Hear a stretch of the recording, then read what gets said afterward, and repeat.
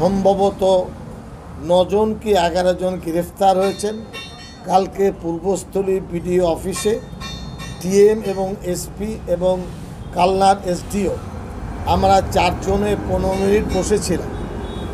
সার্বিকভাবে তাদের বক্তব্য দিনের দিন আপনার উন্নতির দিকে, অবস্থা ভালোর দিকে যাচ্ছে।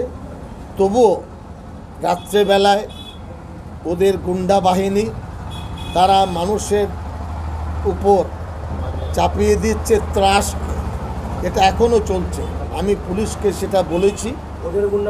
আমি আমাকে বলতে দেন, বলার পরে ওখানে মূলত আহমদ হোসেন শেখ যে পঞ্চায়েত সমিতির সভাপতি, মূলত সে হলো কি পার্সন, সে হলো রিং লিডার, রাজনীতির জানে না এবং প্যারালাল একটা মানে সেমি গভর্নমেন্ট তৈরি করতে চাচ্ছে।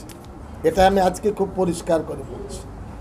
দলের পতাকা, মুখ্যমন্ত্রীর ছবি, অভিষেকের ছবি, পঞ্চায়েত সমিতির ক্ষমতা, তারপরে কন্ট্রাক্ট দেবো তার ক্ষমতা, এবং বাইক বাহিনী, এই নিয়ে একটা কি স্বরাজ তৈরি করতে চাচ্ছেন গুন্ডা বাহিনী।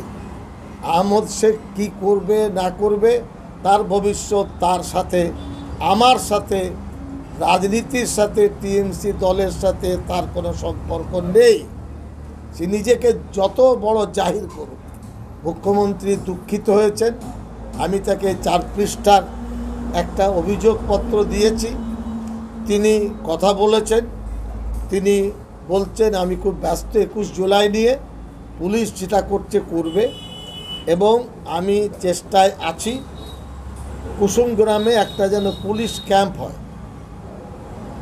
এই পুলিশ ক্যাম্প মানুষকে আরও সহজ সরল করে দেবে, অত্যাচার অবিচারের হাতটা বন্ধ হবে।